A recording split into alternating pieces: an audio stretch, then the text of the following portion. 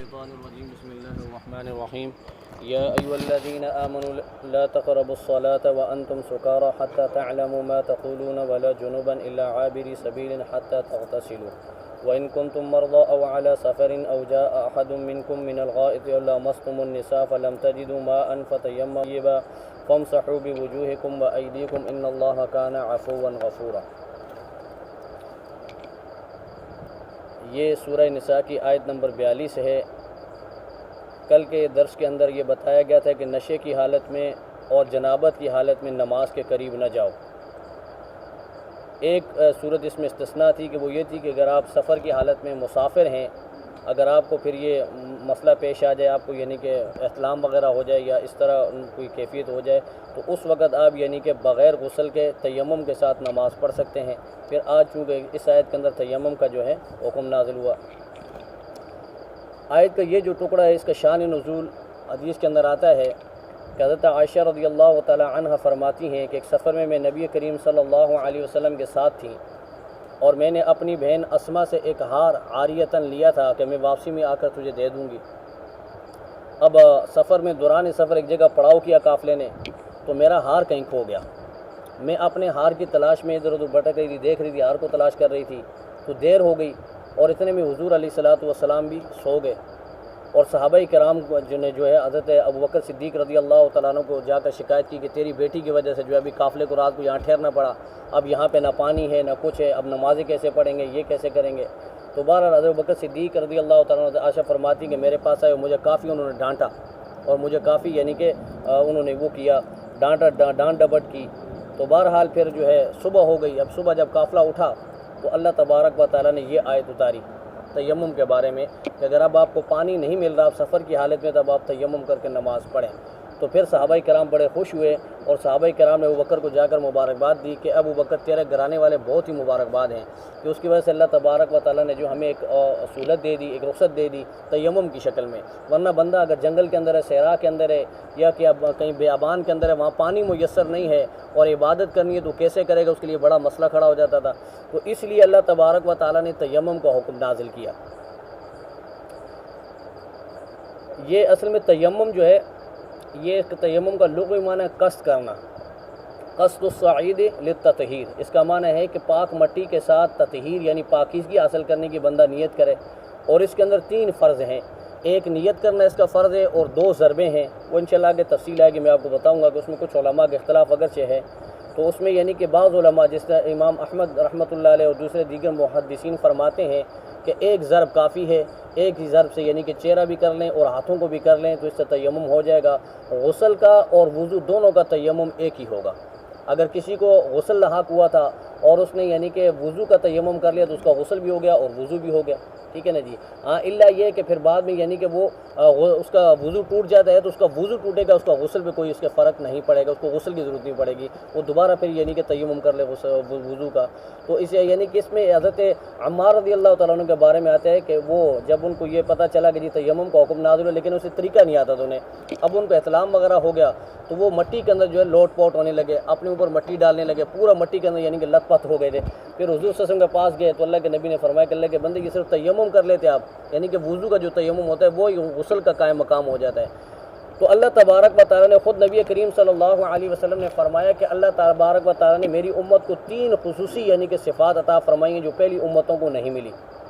ایک اس میں یہ ہے کہ جعلت لنا تربتها طہورا، کہ اللہ تبارک و تعالیٰ نے مٹی کو جو ہے پاکی کا ذریعہ بنایا، مٹی کو پاکی کا ذریعہ بنایا اور اس سے پاکی حاصل کرنے کو اللہ تعالیٰ نے جائز قرار دیا۔ اور دوسرا اللہ کے نبی صلی اللہ علیہ وسلم نے فرمایا کہ جعلت لی الارض مسجدا، کہ میرے لیے پوری زمین کو مسجد بنا دیا، پوری زمین میرے لیے سجدہ گاہ بن گئی۔ اس سے پہلی امتوں کے لیے جائز نہیں تھا، وہ صرف اپنی عبادت خانے کے اندر ہی عبادت کر سکتے تھے، اس کے باہر ان کو کہیں عبادت کرنے کی اجازت نہیں تھی۔ اس امت کی یہ خاصیت ہے کہ یہ جہاں بھی جائے اگر نماز کا وقت ہو جاتا ہے وضو کرے اور وہیں کھڑے ہو کر نماز پڑھ لے، اس کے لیے اجازت اللہ تعالیٰ نے پوری مسجد زمین کو اس کے لیے کیا بنا دیا، مسجد بنا دیا۔ اور تیسری صفت اللہ کے نبی نے فرمایا کہ اس امت کو یہ دی گئی کہ ہماری صفوں کو فرشتوں کی صفوں کے مثل قرار دیا، کہ جس طرح فرشتوں کی صفیں کھڑی ہوتی ہیں تو اس طرح امت محمدیہ کی صفیں ہوتی ہیں۔ اور پھر اللہ کے نبی نے تاکید بھی کی کہ جب مسجدوں کے اندر آپ نماز کے لیے صف بنا رہے ہوں تو اپنی صفوں کو ٹیڑھا نہ رکھا کرو، تو صفوں کو بالکل سیدھا رکھا کرو. اگر صفوں کو ٹیڑھا رکھیں گے تو اللہ تبارک و تعالیٰ تمہارے دلوں کے اندر بہت حسد ڈال دے گا, تمہارے یعنی تم ایک دوسرے کے خلاف ہو جاؤ گے. اور اگر تمہاری صفیں سیدھی ہوں گی تو تمہارے دلوں کے اندر محبت پیدا ہوگی. ایک دوسری روایت کے اندر اللہ کے نبی نے فرمایا کہ اللہ تبارک و تعالیٰ نے مجھے سابقہ اور نبیوں کے مقابلے میں جو ہے مجھے بہت ساری صفات سے نوازا ہے. ان میں اللہ کے نبی نے فرمایا کہ ایک صفت اللہ تبارک و تعالیٰ نے مجھے یہ عطا کی کہ پوری زمین کو میرے لیے مسجد بنایا. دوسری صفت یہ عطا کی کہ میری امت کو یعنی کہ مٹی کے ذریعے پاکی حاصل کرنے کی اجازت ملی. تیسری صفت اللہ کے نبی نے فرمایا کہ مجھے یہ عطا کی کہ میرے لیے مال غنیمت کو یعنی حلال قرار دیا. اس سے پہلے کسی نبی کے لیے مال غنیمت کھانا جائز نہیں تھا. اور چوتھی صفت اللہ کے نبی نے فرمایا مجھے یہ دی گئی کہ اللہ تعالیٰ نے مجھے مقام شفاعت کا مقام عطا فرمایا. شفاعت کبریٰ جس کو کہتے ہیں, جب پوری یعنی قیامت کے اندر لوگ جو ہے نفسا نفسی کے عالم میں ہوں گے اور نبی بھی اللہ کے سامنے یعنی کہ لب کشائی کرنے سے گھبرا رہے ہوں گے, ڈر رہے ہوں گے, تو اس وقت اللہ کے نبی صلی اللہ علیہ وسلم اللہ کی بارگاہ میں سفارش کریں گے. اس کو سفارش شفاعت کبریٰ کہا جاتا ہے کہ اس وقت یعنی کوئی اللہ کے سامنے لب کشائی کرنے کی جرت نہیں کر سکے گا, تو اللہ کے نبی اس وقت سفارش کریں گے. یہ مقام بھی اللہ تبارک و تعالیٰ نے اپنے نبی کو عطا فرمایا جس کو مقام محمود بھی کہتے ہیں. اور پھر اللہ کے نبی نے فرمایا کہ ایک صفت اللہ نے مجھے یہ عطا فرمائی کہ میرا جو ہے روب 1 مہینے کے مسافت سے اللہ تبارک و تعالیٰ نے روب کے ذریعے میری مدد کی. اب میں جہاں بھی جاتا ہوں تو 1 مہینے کی مسافت سے جو ہے لوگوں پہ روب آ جاتا ہے, وہاں کے لوگوں پر روب آ جاتا ہے. یہ اللہ تعالیٰ نے میری مدد کی. تو اس طرح بہت ساری اللہ تعالیٰ نے خصوصی صفات سے اس امت کو بھی نوازا اور نبی مکرم صلی اللہ تعالیٰ علیہ وسلم کو بھی نوازا. تو فرمایا کہ وَإِن كُنتُمْ, اگر تم مرضى مریض ہوں, بیمار ہو, مرضى یہ مریض کی جمع ہے, بیمار ہو یا بیماری کی حالت کے اندر پانی استعمال کرنے پر آپ قادر نہ ہوں, اگر پانی استعمال کرتے ہیں تو بیماری بڑھنے کا خطرہ یا ہلاکت کا خطرہ ہے. دوسری صورت او علی سفر, یا تم سفر میں ہو, مسافر ہو, پانی مل نہیں رہا, تو چونکہ بسا اوقات ایسا ہوتا ہے کہ سفر کی حالت ایسی پیش آتی ہیں کہ وہاں پانی میسر نہیں ہوتا, اور اگر پانی ہوتا بھی ہے تو وہ صرف پینے کے لیے استعمال کے لیے ہوتا ہے. اگر اس سے وضو وغیرہ کر لیا جائے یا غسل وغیرہ کر لیا جائے تو پھر پینے کا پانی نہیں بچتا. صحابہ کرام کے ساتھ بھی ایسا واقعہ پیش ہے. غزوے میں جا رہے تھے سفر میں, تو سفر کے دوران جو پانی ختم ہو گیا تو صحابہ کرام نے تو پانی تلاش کیا لیکن کہیں پانی ملا نہیں. اتنے میں دیکھا کہ خاتون اونٹ کے اوپر پانی لے کر آ رہی تھی. اس خاتون کو روکا, اس سے پانی کی جگہ معلوم کرنا کا چاہا تو اس خاتون نے کہا کہ جی یہاں قریب میں کہیں بھی پانی نہیں, میں 24 گھنٹے کی مسافت سے پانی لے کر آ رہی ہوں. اونٹ کے اوپر پانی لے کر آ رہی تھی. تو اللہ کے نبی نے اس کی سواری کو بٹھایا اور پھر صحابہ کرام کو کہا کہ اس سے پانی آپ حاصل کریں. مشکیزے کا نیچے کا منہ کھولا اور صحابہ کرام نے اس سے پانی پیا. اللہ کے نبی نے برکت کی دعا کی اور پھر اس کے بعد اس خاتون کے مشکیزے کو باندھ دیا گیا. تو اللہ کے نبی نے خاتون سے کہا کہ اللہ تبارک و تعالیٰ نے جو ہمیں اپنی طرف سے پانی پلایا ہے, تیرے مشکیزے کے اندر پانی کا ایک ذرا قطرہ بھی کم نہیں ہوا, تیرا پانی ویسے کا ویسا ہی ہے. اور پھر صحابہ کرام نے آپس میں جو ہے مشورہ کر کے جو کپڑے وغیرہ کچھ کھانے پینے کی چیزیں جو ہے جمع کر کے اس خاتون کو دی. اس خاتون نے کہا کہ میرے جو ہے پرورش کے اندر 2 یتیم بچے ہیں, یہ پانی میں ان کے لیے لے کے جا رہی ہوں, وہ انتظار میں ہیں. تو پھر صحابہ کرام نے ان کو کچھ اشیاء وغیرہ کھانے پینے کی چیزیں کپڑے وغیرہ بھی دیے. اب وہ خاتون نے جا کر اپنے قبیلے کے اندر جب یہ ذکر کیا تو اللہ تبارک و تعالیٰ نے اس نبی کریم علیہ الصلوۃ والسلام معجزے کی برکت سے بہت سارے پورے قبیلے کو یعنی کہ وہاں ہدایت دے دی, اسلام کی دولت سے نواز دیا.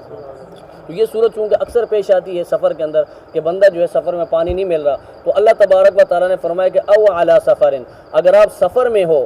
اب تیسری صورت او جاء احد منکم من الغائط, یا تم میں سے کوئی آئے قضائے حاجت کی جگہ سے. اصل میں غائط کہتے ہیں پس جگہ کو, نیچے والی جگہ کو. تو جب بندہ قضائے حاجت کرتا ہے, دیہاتوں کے اندر بھی دیکھا ہوگا آپ نے, جب صحرا میں جاتے تو بندہ چھپ کے کسی اوٹ میں یعنی کہ قضائے حاجت کرتا ہے, سر عام میدان میں نہیں بیٹھ جاتا. تو اللہ نے فرمایا کہ کسی پس جگہ سے آپ آؤ یعنی قضائے حاجت سے آؤ. چوتھی صورت اولا مستم, یا تم عورتوں کو چھو لو. تو فلم تجدو, پھر نہ پاؤ, ماء پانی, تو پھر کیا کرنا ہے, فتیمموا, تیمم کرو, صعیداً طیبا, پاک مٹی سے. مٹی کا پاک ہونا ضروری ہے, گندی مٹی نہ ہو, ناپاک مٹی نہ ہو. پھر اس کا طریقہ کیا, فمسحوا, مسح کر لو, بوجوہکم, اپنے چہروں کو, وایدیکم, اور اپنے ہاتھوں کو. اب تمہارے ذہن میں یہ سوال آئے گا کہ یہ پتہ نہیں ہماری اس تیمم سے نمازیں ہوئیں نہیں ہوئیں, عبادت ہوئی نہیں ہوئی. اب بظاہر یعنی کہ اللہ تبارک و تعالیٰ نے تطہیر کے لیے پانی کا نظام بنایا ہے. وَأَنزَلْنَا مِنَ السَّمَاءِ مَاءً طَهُورًا, اللہ فرماتے ہیں کہ میں نے پانی جو ہے پاکیزگی کے لیے نازل کیا ہے. تو اب یہ مٹی سے تو بظاہر جو ہے طہارت حاصل نہیں ہے, تو یہ طہارتیں جو ہے باطنی طہارت ہوتی ہے, یہ ظاہری طہارت نہیں ہے. تو اللہ نے فرمایا کہ آپ بالکل اس بارے میں ٹینشن نہ لیں. ان اللہ کان عفوا, میں معاف کرنے والا ہوں, میں بخشنے والا ہوں, غفورا, اور بخشش بھی کر سکتا ہوں. تو یہ کام آپ میرے حوالے کر دیں, لیکن آپ نے جو میں نے حکم دیا اس پہ آپ نے عمل کرنا ہے. اب یہاں پہ کچھ تشریحات سمجھ لیں. اولا مستم, عورت کو چھوا. اب اس سے کیا مراد ہے؟ تو اس میں جو ہے علماء کرام کے تقریباً تین جو مسلک ہیں، تین قسم کے یعنی کہ گروہ ہیں۔ ایک میں جو حضرت عبداللہ ابن عباس، حضرت عبداللہ ابن مسعود، حضرت علی رضی اللہ تعالیٰ عنہ اور امام ابو حنیفہ رحمۃ اللہ علیہ، وہ حضرات فرماتے ہیں کہ لمستم النساء سے مراد مباشرت جماع ہے، اگر آپ نے عورتوں سے جماع کر لیا، ٹھیک ہے نا جی۔ اور امام شافعی رحمۃ اللہ علیہ فرماتے ہیں کہ بس مسح کر لیا، عورت کو ہاتھ لگایا تو آپ کا وضو ٹوٹ گیا، ٹھیک ہے، ان کے نزدیک یہ ہے۔ امام مالک رحمۃ اللہ علیہ کا تیسرا مسلک ہے، وہ فرماتے ہیں کہ نہیں، اگر شہوت دونوں میاں بیوی میں سے کسی کو شہوت ہو، یعنی دونوں کو شہوت کے طور پہ انہوں نے ہاتھ لگایا، شہوت تھی اور پھر ہاتھ لگایا تو اب وضو ٹوٹ جائے گا، ٹھیک ہے۔ تو گویا یعنی کہ تین مسلک ہو گئے۔ ایک یہ کہ بعض جو ہے اس کے لغوی معنی کو یعنی لیتے ہیں، لمس جو ہے چھونے کو کہتے ہیں، تو امام شافعی رحمۃ اللہ علیہ نے یہ لغوی معنی مراد لیا کہ جس نے عورت کو چھوا، ہاتھ لگایا تو اس کا وضو ٹوٹ گیا۔ حضرت عبداللہ ابن مسعود، عبداللہ ابن عباس اور حضرت علی اور امام حنیفہ فرماتے کہ نہیں، اس سے مراد جو مباشرت جماع ہے، اگر آپ نے عورت کے ساتھ جماع کر لیا، ہم بستری کر لی، تو پھر یعنی کہ آپ تیمم کر سکتے ہیں۔ اور امام مالک رحمۃ اللہ علیہ فرماتے کہ نہیں، شہوت کے ساتھ اگر عورت کو ہاتھ لگایا تو آپ کا وضو ٹوٹ جائے گا۔ پھر فَإِن لَمْ تَجِدُوا، اگر آپ پانی نہ پاؤ، پانی کسی وجہ سے آپ استعمال نہیں کر سکتے یا قادر نہیں، یا پانی آپ کے پاس ہے نہیں، تو پھر آپ پاک مٹی کے ساتھ کیا کرنا ہے؟ آپ نے تیمم کرنا ہے۔ اب تیمم کا طریقہ کیا ہے؟ قرآن نے تو بتایا، ٹھیک ہے نا جی۔ تو اس میں تین چیزیں خاص ہیں۔ کتنی چیزیں؟ میں نے جیسے بھی پہلے عرض کی تھی کہ امام احمد رحمۃ اللہ علیہ اور دیگر محدثین تو فرماتے ہیں کہ صرف ایک ضرب، تو ان کے نزدیک یعنی 2 فرض ہوں گے، اور باقی جمہور علماء کے نزدیک جو 3 فرض تیمم کے ہوں گے۔ ایک نیت کرنا، ٹھیک ہے، قصد اور ارادہ، اور 2 ضربیں۔ اب ضرب جو ہے، ضرب کس کو کہتے ہیں یہ طریقہ سمجھ لیں آپ۔ تو نیت یہ کرنی ہے آپ نے کہ میں مٹی کے ذریعے جو ہے پاکی حاصل کرنے کی نیت کرتا ہوں، میں اس مٹی کے ذریعے پاکی حاصل کرنا چاہتا ہوں۔ اب وضو کے اندر نیت کرنا کیا ہے؟ سنت ہے، وہاں فرض نہیں ہے، کیونکہ وضو جو ہے پانی ہے، اور پانی جو ہے حقیقت میں جو ہے پاکی کا جو ذریعہ ہے، اور یہ مٹی حقیقت میں پاکی کا ذریعہ نہیں ہے، لیکن اللہ کے حکم سے یہ پاکی کا ذریعہ بن گئی، تو اب اس میں نیت ضروری ہے کہ نیت آپ نے یہ کرنی ہے کہ میں مٹی کے ذریعے کیا کرتا ہوں؟ پاکی حاصل کرتا ہوں۔ نیت کرنے کے بعد اگر غسل کا ہے تو غسل کی نیت کریں، وضو کا ہے تو وضو کی نیت کریں۔ پھر اس کے بعد آپ نے کرنا یہ ہے، جس طرح وضو کے اندر بندہ بیٹھتا ہے پورا آپ نے یعنی وضو کی پوزیشن بنا لیں آپ، ٹھیک ہے۔ پھر اس کے بعد ہاتھ یوں زمین پہ مارنے آپ نے، ٹھیک ہے۔ اب زمین پہ مارنے کے بعد اگر زیادہ ہاتھوں پہ مٹی لگ رہی ہے تو اس کا طریقہ یوں جھاڑ لیں، یوں جھاڑنے کے بعد پھر آپ نے یہ کرنا ہے، ٹھیک ہے، یہ اس طرح کر لیا۔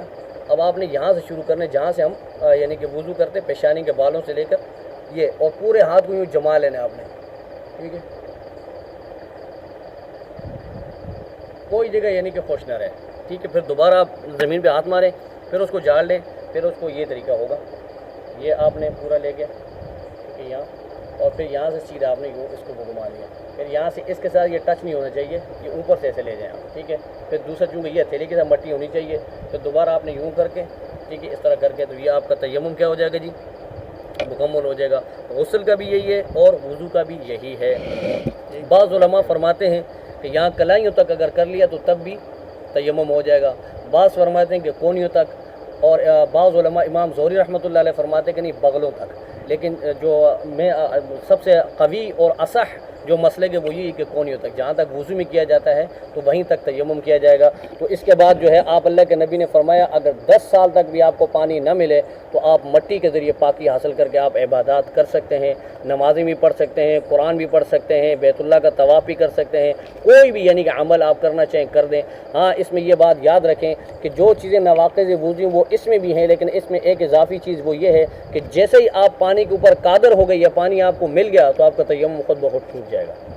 اب آپ کو پانی نہیں مل رہا تھا، آپ نے پانی دیکھ لیا تو پانی دیکھتے ہی آپ کا تیمم ٹوٹ جائے گا۔ اب آپ اس تیمم سے نماز نہیں پڑھ سکتے، قرآن نہیں پڑھ سکتے، مسجد کے اندر نہیں جا سکتے، آپ کو وضو کرنا پڑے گا۔ باقی وہی چیزیں جو یعنی وضو کے اندر وضو توڑنے والی ہیں تو وہ اس کے اندر بھی ہیں، ٹھیک ہے نا جی۔ اب آگے اللہ نے فرمایا کہ ان اللہ کان عفوا غفورا، اللہ تبارک و تعالیٰ معاف کرنے والا اور بخشنے والا ہے۔ اب چونکہ آپ ظاہری طور پہ جو اللہ نے حکم دیا ہے اس کے اوپر آپ عمل کریں، باقی اللہ تبارک و تعالیٰ